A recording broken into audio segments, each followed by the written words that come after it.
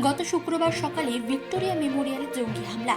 দক্ষিণ দিকের গেট থেকে 10 থেকে 12 জন জঙ্গি ঢুকে পড়ে। তাদের মধ্যে কয়েকজন ভিক্টোরিয়া মেমোরিয়ালের ভিতরে ঢুকে দর্শক ও ভিআইপিদের বন্দী করে নেয়।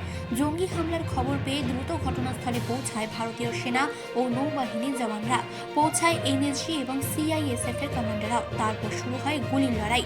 ভিক্টোরিয়া মেমোরিয়ালকে সেই মুহূর্তে জঙ্গিরা দখল করে নিয়েছিল এবং অনেককেই হোস্টেজ করে নেয়। আর তাদেরকে উদ্ধার করতে নামলো ভারতীয় নেভি এবং ভারতীয় আর্মি, এনএসজি সহ নিরাপত্তার সঙ্গে যুক্ত সমস্ত সংস্থার জওয়ানরা। জঙ্গির সঙ্গে সেনার এই লড়াই দেখলে আতকে উঠতে হয়, কিন্তু ভয় পাওয়ার কিছুই নেই। সবটাই আসলে নৌসেনার মহড়া। 2008 সালে মুম্বাইয়ে জঙ্গির হামলা গোটা দেশকে হেলিয়ে দিয়েছিল।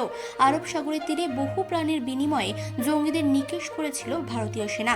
যে কোনো সময়, যে কোনো মুহূর্তে জঙ্গিরা হামলা করতে পারে, সেই প্রস্তুতি হিসেবে প্রতি বছর নভেম্বর মাসে দেশের বিভিন্ন প্রান্তে স্ট্র্যাটেজিক মহড়া করে ভারতীয় নৌবাহিনী। এবার কলকাতার ভিক্টোরিয়া মেমোরিয়ালে হয়ে গেল এই মহড়া। का टेक्निकल फेज चल रहा है। रेड फोर्स के कुछ लोग विक्टोरिया मेमोरियल में आ गए थे। उन्होंने एक वीआईपी को होस्टेज किया था। खबर मिलते ही तुरंत इंडियन नेवी ने कोऑर्डिनेशन के साथ सीआईएसएफ, क्यूआरटी और इंडियन आर्मी के स्नाइपर के साथ यहाँ पे एक्टिवेट हुए और 3 घंटे के अंदर सक्सेसफुली इन्फिल्ट्रेटर्स को पकड़ लिया एंड वीआईपी को रिहा करवा दिया। মানুষ বসের রিপোর্ট, চেতনা বার্তা। জেগে থাকে, জাগিয়ে রাখে।